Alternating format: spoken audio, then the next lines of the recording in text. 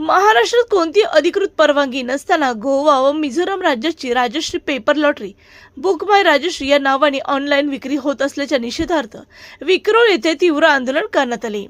Serenity traders company विरोधात महाराष्ट्र राज्य lottery विक्रेता सेनेच्या वतीने धडक मोर्चा काढण्यात आला।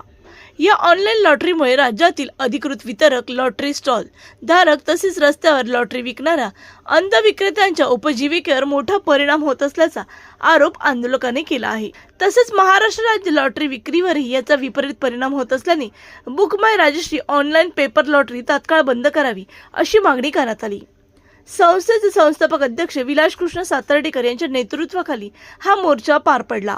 यामध्ये कार्याध्यक्ष सुमित सातर्डेकर, प्रभारी सरचिटणीस कमलेश विश्वकर्मा, उपाध्यक्ष अशोक नलावडे, संजय नारिंगरीकर, मुंबई अध्यक्ष विनोद गाडेकर, सचिव संजय शेट्टे तसेच विद्याधर गायकवाड, सूर्यकांत बाबू धावले, उदय चेऊलकर, महेश कोळी, गणेश खैरे, ऋत्विका बोरकर, संभाजी डोंगरे, भिकाजी हांडे, जगन्नाथ परब, शांताराम पाटील, विष्णू पाटील, ॲडव्होकेट दिग्विजय राणे आदी पदाधिकाऱ्यांसह मुंबई राज्यातील हजारो लॉटरी वितरक व विक्रेते सहभागी झाले होते। प्रशासनाने तातडीने हस्तक्षेप करून बेकायदेशीर ऑनलाईन लॉटरी विक्रीवर बंदी घालावी, अन्यथा आणखी तीव्र आंदोलनाचा इशारा यावेळी आंदोलनकर्त्यांकडून देण्यात आला। ही राजश्री लॉटरी गोवा आणि मिझोराम सरकारची आहे। ही अधिकृत लॉटरी आहे, आमचं त्याच्याबद्दल काय ऑब्जेक्शन नाहीये, पण ते महाराष्ट्रात विकताना वेगळ्या पद्धतीने विकतात। जसे आपलं सरकार विकते तसे हे विकत नाही, आपल्या मनाप्रमाणे विकतात। राजश्री बुक माय हे आता ऑनलाईन पद्धतीने पेपर लॉटरी विकतात। आपले राज्य सरकार लॉटरी पेपर लॉटरी ही ऑनलाईन विकतच नाही, ते फुटपाथवरच विकतात। एवढे महाराष्ट्रात लॉटरी विक्रेते आहेत, हे सगळे याच्यावर विकतायत, लॉटरी स्टॉलवर उन्हात तानात बसून, ते पावसात बसून ते विकतात। त्यांना हे लोक कोणत्याही प्रकारे सपोर्ट करत नाही। आणि आमच्या जी महाराष्ट्र राज्य लॉटरी आहे ती स्टॉलवर दिसत सुद्धा नाही आहे। तिथे फक्त ह्यांच्या चारी बाजूने गोल्डन म्हणा, राजश्री म्हणा, जी डिअर म्हणा, सगळ्यांनी त्यांना चारी बाजूने त्यांना हे केलेलं आहे, म्हणजे एकत्र राज्य लॉटरी दिसतच नाही।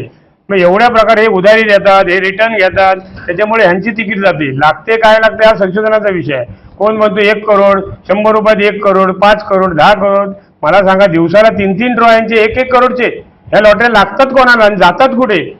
ह्या राजश्रीचं तर आम्ही एक असं बघितलं, एक ओरा नावाचा कोणतरी आहे, त्यालाच 15 करोड रुपये लागले, एक करोड, एक बक्षीस एकाच माणसाला लागते। हे कसं काय? ही तिकडेची जी राज्य आहेत ना, त्यांना काय म्हणून हे इकडे आणून विकतात। आम्ही तिकडे सगळं RTI मधून मागवलेलं आहे, पूर्णतः यांची चुकी आहे। आपल्या सरकारने ह्यांना विकायला परमिशन दिलेलं नाहीये।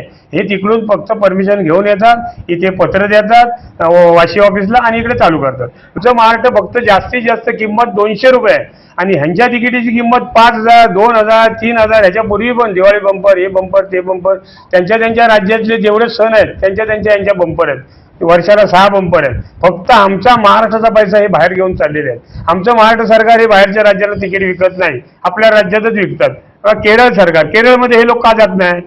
आता उद्या जर ही लॉटरी बंद झाली, आता 18 ते 20% ही लॉटरी आलेली आहे, ही लॉटरी जर बंद झाली तर आम्ही जायचं कुठे? यांना काही इतर राज्य आहेत, नागालँडला जातील, आसामला जातील, गोव्याला जातील, पंजाबला जातील, एवढी राज्य आहेत, 36 राज्य आहेत। ज्या राज्यात चालू आहे लॉटरी तिकडे जातील। मग आम्ही लोकांनी का तिकडे जाऊन बिझनेस करायचा का? इथले लोक हे पूर्वी ह्याच राजश्रीने पहिले जवळजवळ एक ऑनलाईन चालू केली, स्वतः जवळजवळ ऑनलाईन केली। 2017ला यांनी बंद केली टॅक्स वाढल्यामुळे। पण टॅक्स कमी का झाला नाही? कारण गव्हर्नमेंटचं काहीतरी तुमच्यावर असेल ना, बंधनासाठी तुम्हाला कमी केला नाही ना टॅक्स, मग तुम्ही तो का नाही केला? तेव्हा 1 लाख लोक बेकार झाले।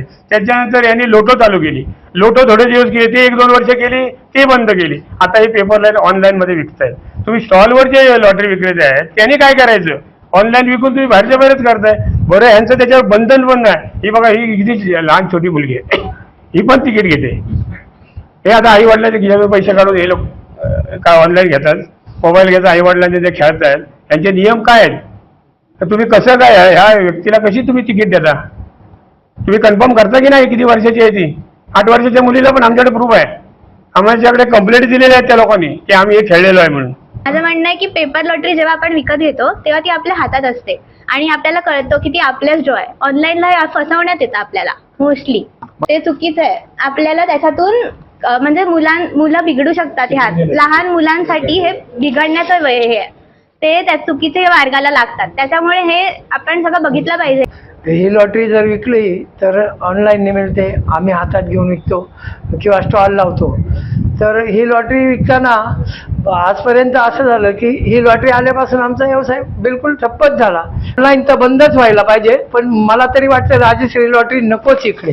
कारण यांना जर परमिशन नाही म्हणतात, कोणतंही काम करायचं म्हटलं दुसऱ्या राज्यात जाऊन तर इथे परमिशन तर पाहिजेच.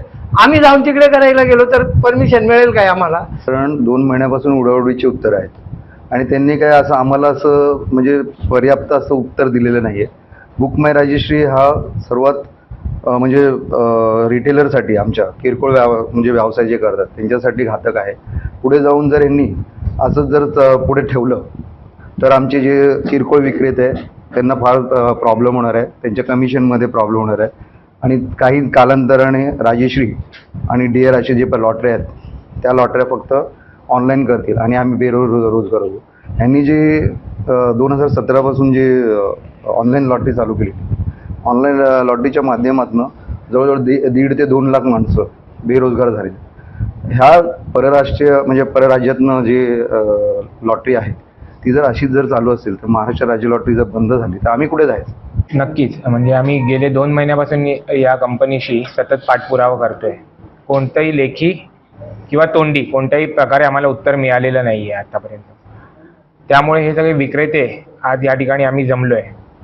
आता इथून आम्ही संघटना म्हणून जे ठोक एजंट आहेत जे यांच्याकडून तिकिटी उचलतात यांच्या राज्याच्या, त्यांना जाऊन भेटणार आणि त्यांना सांगणार की ज्या काउंटरला तिकीट विकल्या जात आहेत त्या काउंटरला आम्ही तिकीट ह्याच्यापुढे विक्रेते विकणार नाही.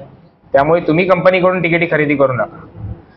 त्याच्यानंतरही हे समजून जर काही विक्रेते असतील ज्यांना त्या पुढे जाऊन राजश्री लॉटरी विकायची असेल तर त्यांना पण आम्ही आमच्या संघटनेच्या पद्धतीने समज देऊ. म्हणजे ऑनलाईन राजश्री बंद नाही आली तर तुम्ही हे नक्कीच. कारण त्यांना रस्त्यावरती लॉटरी विक्रेताच नकोय, त्यांना मोबाईल थ्रू ऑनलाईनच विकायची आहे लॉटरी. मग त्यांना तर ते करू दे त्यांच्या पद्धतीने, आम्ही आमच्या पद्धतीने करू.